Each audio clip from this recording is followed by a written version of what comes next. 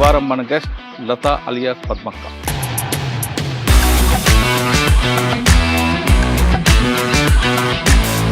మీరు అసలు దళం వైపు ఎందుకు వెళ్ళాలనుకున్నారు? వెళ్ళిన తర్వాత ప్రజల కోసం మీరు చేసిన కార్యక్రమాలు ఏంటి? దళం మా ఇంటికి వచ్చింది రమాకాంత్ వాళ్ళు ప్రజల్లో వాళ్ళు చేసే టీవీ కార్యక్రమాలు. అప్పుడు పరిస్థితి నల్లమల్ల ఎలాగుండేది? అప్పుడు నల్లమల్లలు అంటే చాలా ఇబ్బందిగా ఉండేది సార్. అప్పుడు పోలీసు వాళ్ళకి ఇట్లా చాలా బాగా టైట్ ఉండే. అప్పుడు అంటే ఎక్కడెక్కడ తిరిగావమ్మా నువ్వు పార్టీలో కాదు? ఈ నల్లమల్లల అన్న అక్క చెప్తున్నట్లుగా పార్టీలో ద్రోహం చేయడం అనేది క్షమించడం నేరం. దళిత మహిళని చూడకుండా చంపి ఆమె తీసుకొచ్చి రోడ్డు మీద డెడ్ బాడీ పెట్టడం, ఆమె ఒంటి మీద ఏమో ఒక లెటర్ పెట్టడం అంటే మనం ఏ విధంగా పరిగణిస్తాం? సరే, దాంట్లో పార్టీలో కుల భేదాలు అనేది ఏముండవు. ఇలాంటి పనులు చేసిన వాళ్ళైనా నేనైనా సరే ఇంకోరైనా సరే క్షమించడం నేరం. మన బతుకు మన చేత కానప్పుడు బయటకు వచ్చి బతకాలి. అంటే ఒక మహిళని హత్య చేయడం వల్ల జనాలలో పార్టీకి కానీ కోవట్ ఆపరేషన్ ఎలా మీరు ఇంటర్నెట్ చేశారు? ఈ కోవట్ అనేది ఎట్లుంటుంది అంటే సార్, నీలాగా నాలాగానే ఉంటుంది.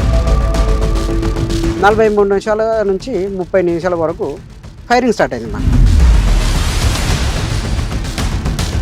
ఆ ఎన్కౌంటర్లకు ఆ ఫోన్ గిట్ట పట్టుకున్నాక తప్పని పరిస్థితిలో వదిలిపెడితే పెద్ద నష్టం జరుగుతుందని చెప్పేసి అప్పుడు కొట్టేయవలసి వచ్చింది.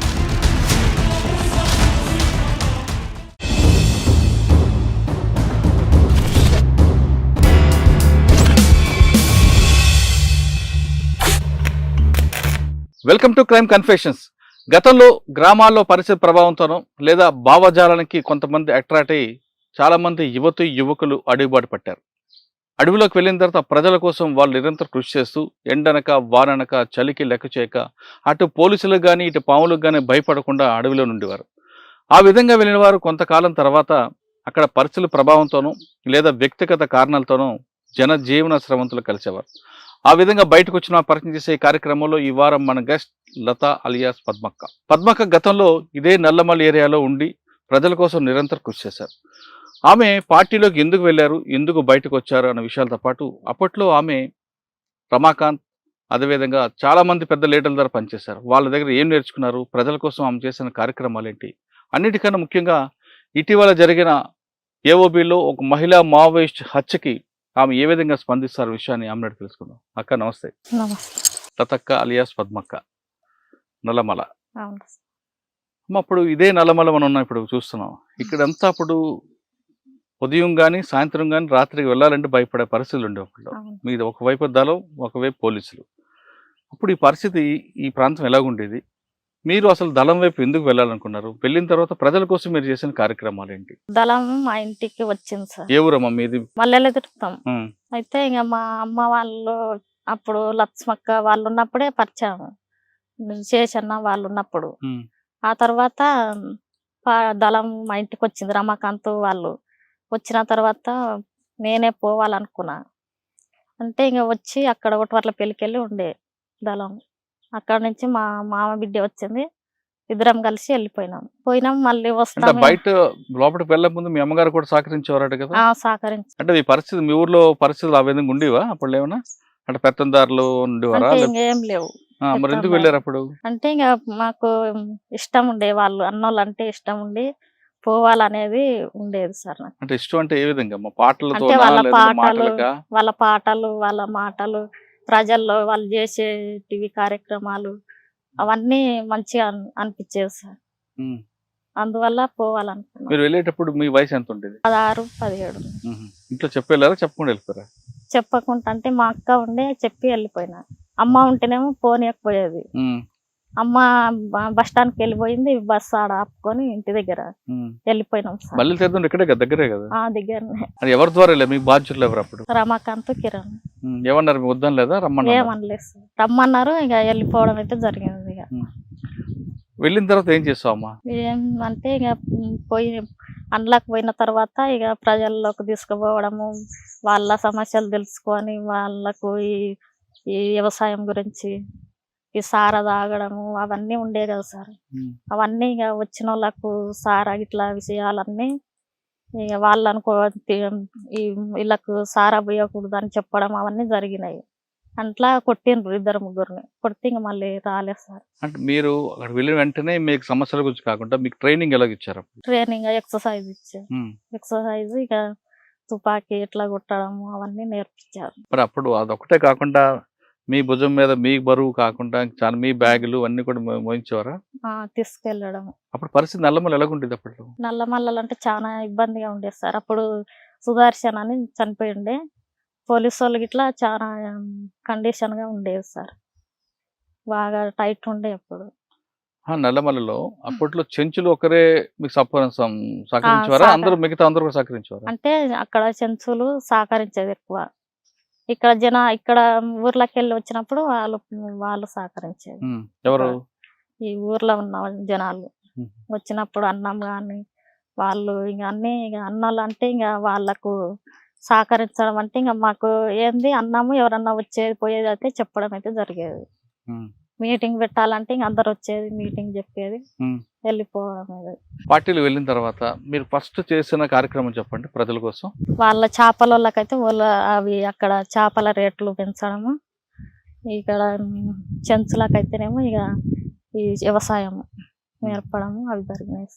అంటే ఎక్కడెక్కడ తిరిగావమ్మా నువ్వు పార్టీలో కాలం? ఈ నల్లమల్ల ఇక్కడ ఈ ఏరియా మొత్తం తిరిగాను. ఎక్కడ? సిద్ధాపూర్ తండలు ఉంటాయి కదా సార్, అక్కడ ఇక్కడ మల్లెల తీర్థం సైడ్ అక్కడైతే తిరిగాను. ఎక్కువ అంటే చేపలకి వెళ్ళి ఈ నల్లమల్లనే ఉండేది ఎక్కువ. అంటే ఉదయం నుంచి రాత్రి వరకు మీ కార్యక్రమం చెప్పు. పొద్దుగాల లేసి ఎక్సర్సైజ్ చేయాలి 6 గంటల వరకు.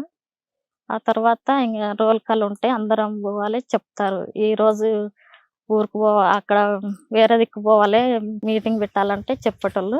చెప్తే ఇంకా అందరం రెడీగా అయ్యి తయారైపోయేది. సాయంత్రం వరకు పోయేటోళ్ళం. టిఫిన్ అది చాయ్ మేమే చేసుకుంటాం. ఉంటాయి, అన్ని ఉంటాయి, చేసుకుంటాం. మధ్యాహ్నం భోజనం కూడా చేసుకుంటాం. సాయంత్రం అంటే ఇంకా ఊర్లోకి వెళ్ళిపోతే వాళ్ళు తెస్తారు. అంతేనా? రాజకీయ క్లాసులు కూడా చెప్పేవారా? చెప్పేటోళ్ళు. నైట్ 8 గంటలకు కూర్చుంటే 9 గంటల వరకు చెప్పేటోళ్ళు. ఎవరెవరి దగ్గర పనిచేస్తారు మీరు? రమాకాంత్ దగ్గరనే ఎక్కువ ఉన్నాం. నల్లమల్ల అంటే ఒకప్పుడు మావోయిస్ట్ పీపుల్స్ వార్ పార్టీకి కోట ఇది. ఆ కోటలో మీకు ఎలాగుండేది సామ్రాజ్యం? పోలీసులు కూడా రావాలని భయపడిన రోజులు ఇవి ఒకప్పుడు. అవును సార్. మీకు బాగా గుర్తుండిపోయిన సంఘటన చెప్పండి. పోలీసు వాళ్ళు రావడం అనేది జరిగేది. జనాల కాడికి పోయినప్పుడైతే ఇక ఆడ పోలీసు వాళ్ళు ఇక్కడ సిద్ధాపూర్ అది గోరాపూర్ చెరువు దగ్గర ఉండేది సార్. అక్కడ క్యాంప్ వచ్చింది. మేము పోయినాం. అక్కడ పోయే వరకు జనాలు ఉండి ఇక్కడ మొత్తం తిరుగుతారు, రావద్దని చెప్పేసిర్రు. ఏదో పని ఉండి పోయినాం. పోయిన తర్వాత ఇక అక్కడ ఫైరింగ్ జరిగింది. ఫైరింగ్ చేసి మళ్ళీ రిటర్న్ వచ్చేసినాం. కానీ ఇంకా లోపలికి రావాలంటేనే అది ఉండే పోలీసు వాళ్ళు అయితే చాలా టైట్ ఉండేది అప్పుడు. మీరు జరుగుతున్న టైంలో ఎక్స్చేంజ్ ఆఫ్ ఫైర్ జరిగింది కదా, జరిగినప్పుడు మీరు అక్కడే ఉంటారు కదా, మొత్తం చల్లా చెదరు అయిపోతారు కదా. మళ్ళీ మీరందరూ ఎలా కలిసేవారు? అంటే ఏబిటి పెట్టుకుంటాం అక్కడ. ఇక్కడ రావాలి పలానా వాళ్ళ ఇంటికి అంటే ఆడిపోతాం. ఆడ అడవిలా పెంటలు ఉంటాయి కదా, వాళ్ళ ఇంటికి రావాలంటే అక్కడ పోయి కలుస్తాం. వాళ్ళకు ఫైరింగ్ జరిగినప్పుడు ఆ తర్వాత వచ్చి ఒకరు వచ్చి తెలుసుకొని మళ్ళీ మమ్మల్ని తోలుకొని పోతారు. మరి ఇంత పెద్ద అడవిలో మీకు దారిలో తెలుస్తుంది పారిపోతున్నప్పుడు ఇటువైపు వెళ్తున్నాం అంటే కొంతమందికి ఏమో తెలుస్తాయి కానీ తెలియని వాళ్ళకైతే ఇంకా ఎక్కడ పోవాలన్నా తెలియదు సార్. అక్కడ మా పెద్ద అడవి ఉంటది కదా, ఎక్కడ పోవాలనేది అర్థం కాదు. మరి మీకు ఎలాగా, మీకు ఆ సమస్య రాలేదా? అంటే ఇంకా నేను ఎక్కువ పోలే సార్. ఎక్కువ అంటే ఇంకా పనులకు పోయినప్పుడు ఇట్లా గుర్తు పెట్టుకోమని చెప్తారు. చెప్పినప్పుడు ఏదో ఒక కాడైతే మిస్ అవుతాం. మళ్ళీ ఎవరన్నా మళ్ళీ ఒకరు ఉంటారు కదా, వాళ్ళు కరెక్ట్ గా తోలుకోబోతారు. అట్లా జరుగుతుంది. మీరు ఎంతకాలం పనిచేస్తారు పార్టీలో? అంటే 2003లో పోయినా సార్. పోయి 6లో వచ్చేసినాం సార్. 2003 నుంచి 2006 వరకు ప్రజల కోసం ఏం చేసిన కార్యక్రమాలు చెప్పండి. అంటే ఇంకా వాళ్ళకు గిట్టుబాటు అయితే తక్కువ ఉండేది. ఈ రేట్లు పెంచడం జరిగింది కొన్ని. ఇక అవి అక్కడ చేసి మళ్ళీ వేరేకెళ్ళి పోవడం అయితే జరుగుతుంది. ఇంకా మీటింగ్ మాట్లాడినప్పుడు ఈ సమస్యలు అన్నీ చెప్తారు కదా, ఆ సమస్యలు ఒక్కటన్నా సాగు అవుతుంది. అయిన తర్వాత ఇంకా మళ్ళీ వచ్చినప్పుడు మళ్ళీ ఏదో ఒకటి సమస్య అనేది చెప్తే కూడా అది కూడా మాట్లాడడం జరుగుతుంది. ప్రజలు సహకరించారు అప్పుడు? సహకరించేది బాగానే. పార్టీలో ఆడవాళ్ళ పట్ల చలుకుని ఉంటది, ఇబ్బంది ఏం పెడతారు అని చాలా మంది అంటుంటారు. పోలీసులు చెప్పారు, వాస్తవం అది? ఏం లేదు సార్. మహిళ అంటే ఇలాంటి గౌరవం ఉంది అక్కడ? గౌరవం మస్తు ఉంటది సార్. ఉమ్. బయట సమాజం కంటే లోపల సమాజం బాగుంటది. అంటే ఎలా? గౌరవిస్తారు మంచిగా, ఎవరికి ఏ ఇబ్బంది అయినా అందరు వచ్చి మాట్లాడడం జరుగుతుంది సార్. ఉమ్. బాగుంటది. మీతో సహచరులు ఎవరప్పుడు మీకు? స్వర్ణ ఉంది, భాగ్య ఉంది, ఉమ్. రజిత, ఉమ్. స్వరూప చనిపోయింది. వీళ్ళందరూ ఎవరు బాగా పనిచేస్తారు పార్టీలు? భాగ్యక్క, రజితక్క, స్వర్ణక్క, ఎవరు? భాగ్యక్క, అందరు స్వర్ణక్క ఇట్లా బాగానే చేశారు. ఏం చేస్తుంది భాగ్యక్క? అంటే వాళ్ళు సమస్యలు అయితే ఉండేది, కొంత ఇంకా బయటకు పంపించడం ఇట్లా జరుగుతుంది వాళ్ళను. జరిగినప్పుడు ఇంకా ఆ సమస్యలు అనేది ఇంకా పొయ్యి కలిసి రాపోరి ప్రజలను అంటే పొయ్యి కలిసి రావడం అయితే జరిగేది వాళ్ళు. రజితక్క గట్టిగా పనిచేసేదా, భాగ్యక్క పనిచేస్తుందా, స్వర్ణక్క పనిచేస్తుందా? ఇంకంతే అంత తక్కువనే సార్ వాళ్ళు పని చేయడం అంటే ఇంకంత తక్కువనే ఉండేది వాళ్ళైతే. సరే, నీకు ఇప్పుడు రమాకాంత్ అందరు చేశారు మీరు, తర్వాత ఇంకెవరి దగ్గర? కిరణ్, రమాకాంత్. వీళ్ళిద్దరు ఎవరంటే మీకు బాగా ఇష్టం, బాగా పని చేయించేవారు? రమాకాంత్ చెప్పేది పనులు, చెప్తే చేసేటోళ్ళు. పోయి మీరు పనిచేసిన కాలంలో 3 సంవత్సరాల్లో 3 ఎన్కౌంటర్లు మిస్ అయ్యారు. ఒకటి ఎలా జరిగింది చెప్పమ్మా. ఒకటి అంటే ఎన్ని గంటలు జరిగింది, ఎలా జరిగింది? సాయంత్రము ముక్కిడిగుండము పొయ్యిరాపోరి అని పంపించారు. ఒక ఏరియా ఇక్కడ రాయవరం అక్కడ ఉన్నాము. అక్కడ ఉన్న తర్వాత పంపించారు, పొయ్యిరాపోరి అని 4గురిని పంపించారు. పంపిస్తే పోయినాము. సలీంకు చూస్తున్నది, చికెన్ గున్నెలాగా వచ్చి నొప్పులు అవి ఉన్నాయంట, చెప్పలే. అయితే ఇంకా పంపిస్తే పోయినాము. ఇట్లనే వర్షం ఉండే, ఇంకా అడుగు జాడలు పడ్డాయి కదా, పోలీసు వాళ్ళు వచ్చారు. అవి చూసినాం, సగం మధ్యలోకి పోయిన తర్వాత చూసి మళ్ళీ వెనకకి రిటర్న్ అయితేనే ఉన్నాము. అవతల గుట్ట ఉండే, గుట్ట పక్కల పోలీసు వాళ్ళు ఉన్నారు, మేము ఇవతల సైడు వెళ్ళిపోతున్నాము. పోతున్నా టైం వల్లనే ఇక ఫైరింగ్ అనేది చేసిరు వాళ్ళు. చేయంగానే మేము తప్పించుకున్నాం, వెళ్ళిపోయినాం మేము అక్కడి నుంచి. వెళ్ళిపోయిన తర్వాత ఇంకా మేము ఇట్లా పోతున్నాము.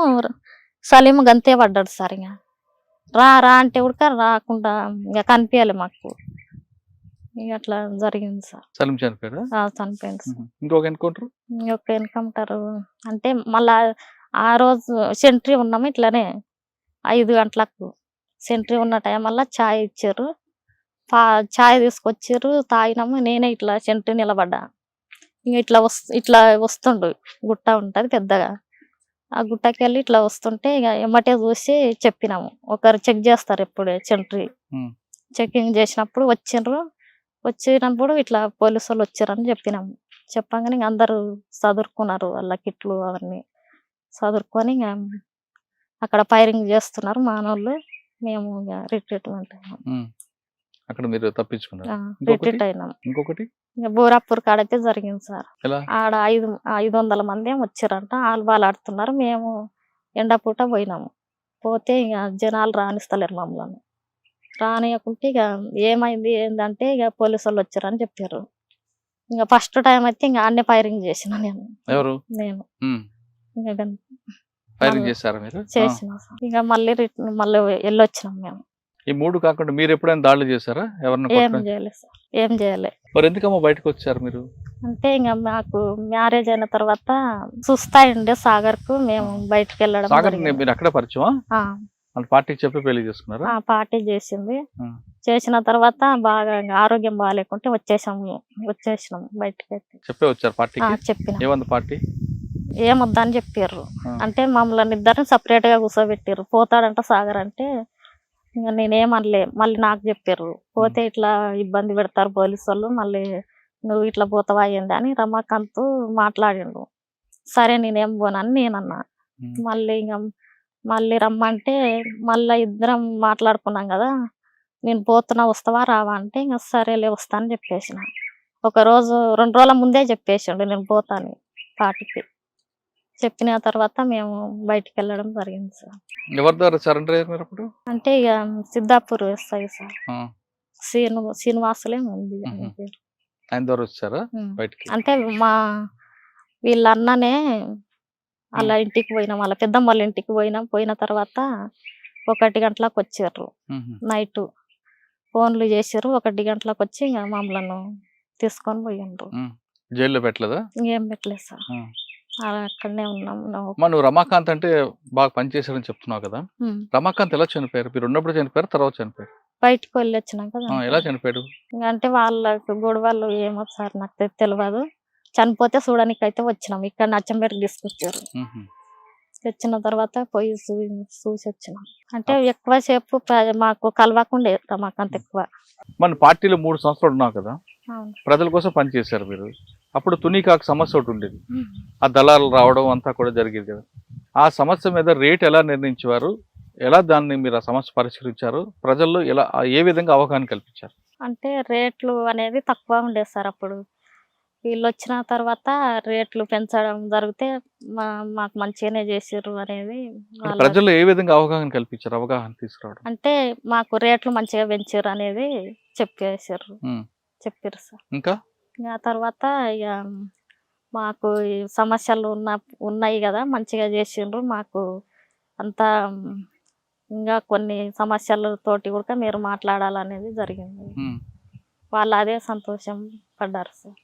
అంటే ప్రజలకు అవగాహన కల్పించారు. కల్పించిండ్రు. ఇప్పుడు ఒక మాట చెప్పమ్మా, పార్టీలో మహిళలకు గౌరవం ఉంటుందని మీరే చెప్తున్నారు. గౌరవం ఉంటుంది సార్. ఉంటుందా? ఉంటుంది. ఉండదా? ఉంటుంది సార్. ఉంటుంది.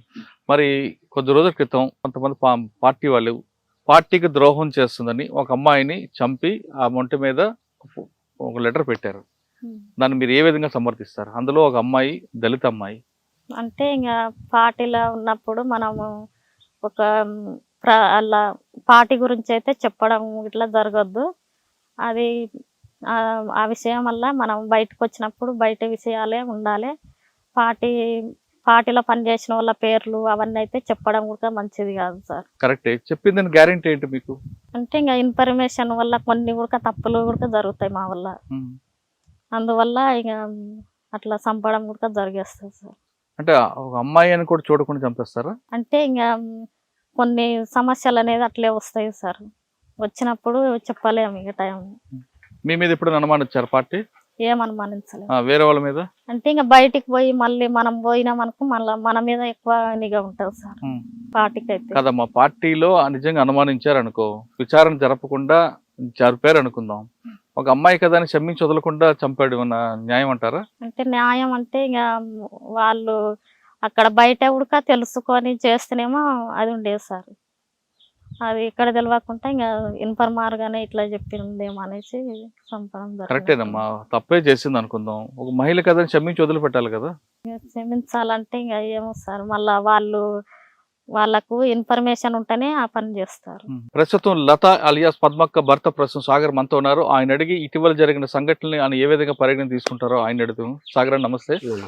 అన్న, అక్క చెప్తున్నట్లుగా పార్టీలో ద్రోహం చేయడం అనేది క్షమించడం నేరం అక్క చెప్తున్నారు.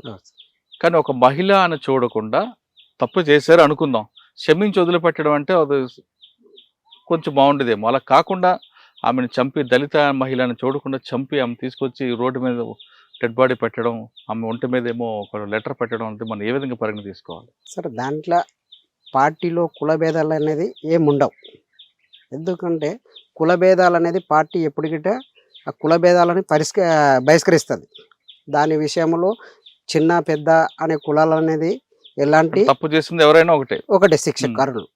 అయితే దానివల్ల ఏంటంటే సరే, పార్టీకి ఏం చేసింది, 2018 నుంచి తీసుకుంది పార్టీలో పనిచేస్తూ ఇలాంటి పనులు చేసిన వాళ్ళైనా నేనైనా సరే ఇంకోరైనా సరే క్షమించడం నేరం.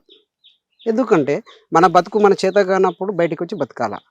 మెయిన్ ఏంటంటే పార్టీలో ఉంటూ సమాచారం ఇచ్చింది అనేది పార్టీ ఖండనించింది.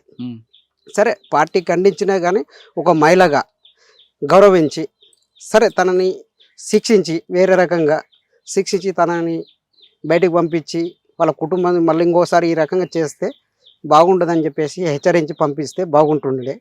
కాకపోతుందంటే ఒక మహిళని హత్య చేయడం వల్ల జనాలలో ఒక చెడ్డ పేరు అనేది పార్టీకి కానీ సమాజానికి కానీ ఒక చెడ్డ సమాచారం బయటికి వెళ్తుంది. అది పార్టీ చేసేది లేకుండే.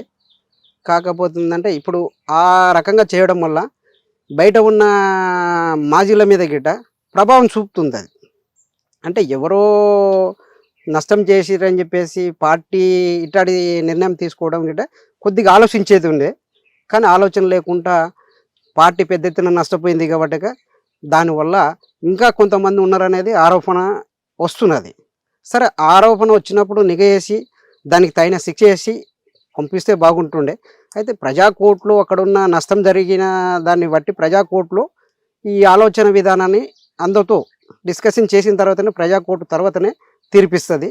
సరే, వాళ్ళు ప్రజాకోర్టు అక్కడున్న కష్టాలకు అక్కడున్న నష్టపోయినందుకు పార్టీ కానీ జనాలు కానీ వాళ్ళు మరి ప్రజాకోర్టులో శిక్షించమని చెప్పారు కాబట్టి మరి దానికి అనుకూలంగా చేసిర్రా లేకపోతే పార్టీ నష్టపోయిందని కోపతోపాలకు డిస్టర్బ్ అయ్యి కొట్టేసిర్రా అనేది అక్కడ ఉన్న వాళ్ళకే తెలియాలది. కరెక్టే. కానీ ఆ విషయము ఏది ఉన్నా కానీ చంపేది లేకుండే చంపడము ఒక చెడ్డ పేరు అనేది పార్టీ మూట కట్టుకుంటుంది. అట్లాంటి ఆలోచన విధానం లేకుండా ఇంకేమైనా ఉంటే వగైరా ఎలాంటి డిసిషన్ అన్నా తీసుకొని పంపించడము కరెక్ట్ అనేది నా ఆలోచన సార్. కరెక్టే, మీరు చెప్పింది బాగానే ఉంది. కానీ అర్జున్ రెడ్డి అన్న ఒక వ్యక్తి బయటకు వచ్చారు, అలాగే పార్టీ ద్రోహం చేశారని పార్టీ అనేది బహిష్కరించింది. అంటే ఆయన అర్జున్ రెడ్డి కాబట్టి ఆయనకి ఏం మినహాయించారా, లేదంటే ఈమె దళిత మహిళ కాబట్టి ఈమెకి మినహాయింపు లేదా? అంటే అర్జున్ రెడ్డి ఎలాంటి తప్పు చేసిండంటే అలాంటి తప్పు ఉండదు కాబట్టి పర్సనల్ విషయం తప్పు చేసిండు కాబట్టి బహిష్కరించింది పార్టీ.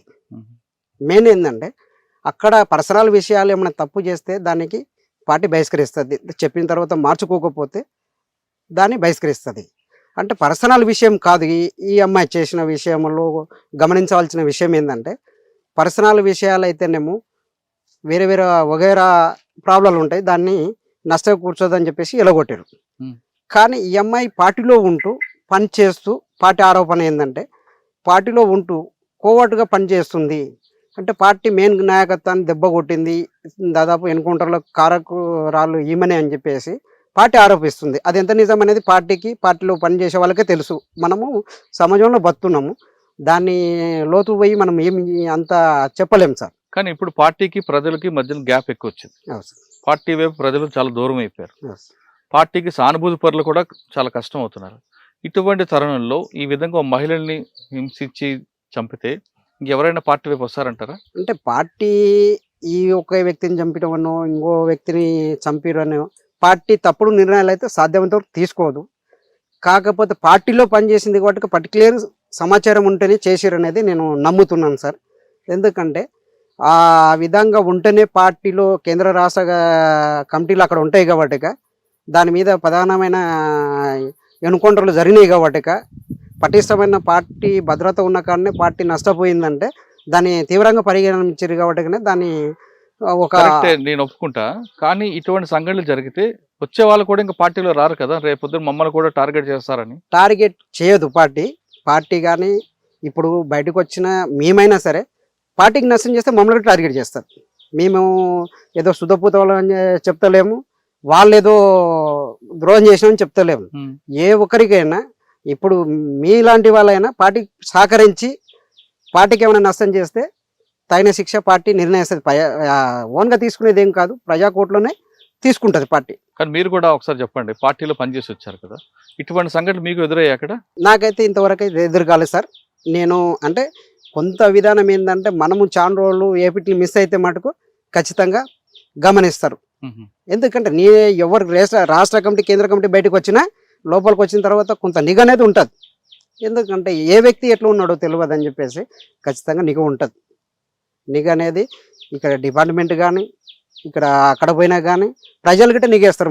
మనం మాట్లాడే విధానాన్ని ఆటోమేటిక్గా మనం ఒక తప్పు చేస్తున్నామంటే మన టోన్ మారుతుంది. అప్పుడు క్వశ్చన్ల మీద క్వశ్చన్లు వేస్తారు, మన మీద అబ్జర్వేషన్ పెడతారు. ఖచ్చితంగా దాన్ని ట్రాల్ చేయడానికి పార్టీలో ఎప్పుడు ఇటువంటి అనుభవం రాలేదు నాకు, ఇంతవరకు అయితే రాలేదు సార్. మాకు టోటల్గా దాదాపు నేను 8 సంవత్సరాలు పనిచేసిన, ప్రతిదీ బయటకు పోయి వచ్చిన. అంటే నా విధానం ఏంటంటే ముఖసూటిగా ఉండేది. ఆ విధానం వల్ల మనకి ఎలాంటి ఆలోచన విధానం అయితే పార్టీకి రాలేదు, నా మీద ఆలోచన అయితే రాలేదు. బయటకు వచ్చిన తర్వాత కూడా లేదు. బయటకు వచ్చిన తర్వాత గిట్ట నేను ఎలాంటి నా కాడికి పార్టీ రాలేదు, పార్టీకి నేను ఏమి తప్పుడు సమాచారం లేదు. కానీ పార్టీలు ఉన్నప్పుడు మీరు కాకుండా ఇంకా వేరే వాళ్ళ మీద డిస్కషన్ వచ్చిందా ఇటువంటి విషయాలు? అంటే చేసినాం, కోవర్ట్ ఆపరేషన్ జరిగినాయి మా దగ్గరనే 2 కోవర్ట్లు కొట్టేసినాం.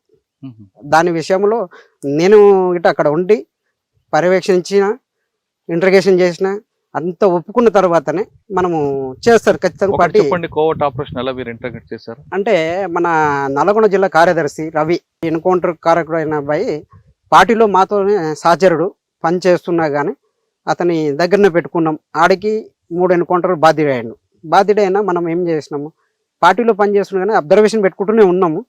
నటిస్తూ ఈ కోవర్ట్ అనేది ఎట్లుంటుంది అంటే సార్, నీలాగా నాలాగానే ఉంటాడు. కానీ కోవర్టే తెలివిగా ఆల్రెడీ ఇంటెలిజెన్స్ ఆలోచన విధానము అతనికి బుర్రలో చుచ్చుకోపోతుంది. చుచ్చుకుపోయిన తర్వాత దాని కలర్ పూసిన మేక వండిలాగా ఉంటుంది. అది ఎంతసేపున మేకప్ బాగానే ఉంటుంది, లోపల ఉన్న విధానము మార్పు అనేది పోదు. అది ఎంతసేపు ఉన్నా పార్టీకి ఎలా నష్టం చేయాలి, ఎవరిని కొడితే పెద్ద తలకాయ పోతుంది అనే ఆలోచన విధానమే కోర్టు దగ్గర ఉంటుంది. అంటే ప్రజల దగ్గర పోయినప్పుడు ప్రజలకు ఏదో నేర్పాలి, ప్రజలకు ఏదో సమస్యను తీర్చాలని ఉండదు. పార్టీ ఏడ పోతుంది, ఏడ పెద్ద లీడర్ పోతుంది, ఏడ మీటింగ్ పెడుతుంది, దాన్నే ఫోకస్ చేసి డిపార్ట్మెంట్కి అందిద్దామనే ఆలోచన ఉంటుంది. అట్లా మనము కొన్ని విషయాలలో చాలా వరకు ఉదారవాదంగానే ఉంటాం. పార్టీలో పనిచేస్తున్న సహచరుడు అని చెప్పేసి ఆ సహచరుడు ఏం చేస్తాడంటే మమ్మల్ని దెబ్బతీయడానికి పక్క నుండి వాళ్ళ ప్లాన్లో వాళ్ళు ఉంటారు. మీరు చెప్పిన వ్యక్తి ఏం చేశాడు అంటే నల్గొండ జిల్లా కార్యదర్శి చాలా ప్రేమగా చూసేది అతని వ్యక్తిని. ఆ వ్యక్తిని ఎంట పోయి పట్టించొచ్చు, అది అయిపోయింది. ఇంకో దళం దగ్గర అతని ఏపీటీకి పంపిస్తే పోయి పోలీసులను తీసుకొచ్చి ముగ్గురు చనిపోయారు. శ్యామల, కనుమ, ఇద్దరు పేరు మర్చిపోయినా నేను. వాళ్ళ రాచకొండ దగ్గర అది ఎన్కౌంటర్ జరిగింది. ఆ తర్వాత అతనితో నేను మామూలులో ఉంటే అతను నల్గొండలో ఉండేది. పార్టీ ఒక సమస్య మీద పంపిస్తే ఆ సమస్యని ఆ టార్గెట్ని పూర్తి చేసుకొని వచ్చిన తర్వాత ఈ అబ్బాయి ఏపీటీకి వచ్చాడు. ఏపీటీకి వచ్చినాక మేము అలసిపోయి వచ్చినాము. మా దగ్గర అప్పుడు షార్ట్ పేపర్స్ ఉన్నాయి. అతను వచ్చినప్పుడు షార్ట్ పేపర్స్ అనుకొని చెప్పేసి మేము ఊళ్ళోకి పోయి సామాన్ తీసుకురాపు అని చెప్పి తోలినాం. మేము తోలితే మనోడు ఏం చేసిండు, బ్యాచ్లు తీసుకుని వచ్చు. అయితే మేము అతను పోయిన దగ్గర నుంచి ఒక 1/2 కిలోమీటర్ దూరాన పసుల మంది ఉంటుంది. ఏట్లనే జెండాపెంట చెప్పి మన సీతాపూర్ కాడ నుంచి లోపలికి ఉంటుంది, గణపతి బక్కనిగా కాడ నుంచి లోపలికి ఉంటుంది. అక్కడ పోయిన తర్వాత మేము ఏం చేయాలంటే రెస్ట్ బాగా అలసిపోయి వచ్చినాము. మేము దాదాపు 100 చిల్లర నడిచినాము.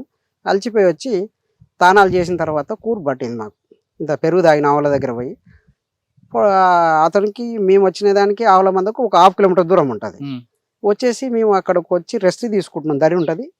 అయితే మేము ఏడైతే అతను చూసినప్పుడు చెట్టు కింద పడుకున్నామో ఆ ఏరియా మేము పడుకున్న ఇంకొక 20 అడుగులే అక్కడ నుంచి దరికి కిందికి రాలేవాళ్ళం, పైన వచ్చేసారు. అంటే ఎంతసేపు కొట్టినా మనం నీళ్ళకి వెళ్ళిపోవాలా. ఆ టైంలో వాళ్ళు నడుస్తుంటే రాయి డొల్లి వచ్చింది. రాయి డొల్లి వచ్చింది అని చెప్పేసి పైకి లేచి చూస్తే బ్యాచ్లు వచ్చేసింది. మేము అప్పటికి ఏమైంది, 3 దగ్గర ఏకేలు ఉన్నాయి. బయటకు వచ్చిన తర్వాత కేంద్ర కమిటీ ఆ ఏకేలు పార్టీకి అప్పచెప్పాలి. ఆ ఏకేలు ఈ షార్ట్ పేపర్స్ ఆడ పెట్టేసి ఏకేలు తీసుకొని మేము బయటకు వస్తున్నాం. ఇంకా పార్టీకి కలవాలి. ఇతను ఏపీటీకి సామాన్ తీసుకొని వస్తే మేము వెళ్ళిపోతాం. అప్పటికి చుట్టుముట్టేసినాడు.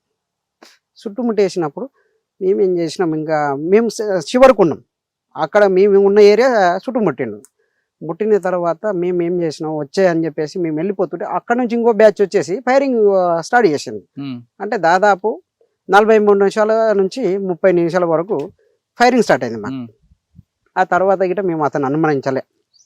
సర్లే మనోడు పట్టుబడకుండొచ్చు, ఏదో సమాచారం వచ్చింది కాబట్టి మనం యాక్షన్ చేసినాం కాబట్టి అక్కడికి వచ్చినాం కాబట్టి మన మీద దాడి జరిగింది అనేది మేము లైట్ తీసుకున్నాం.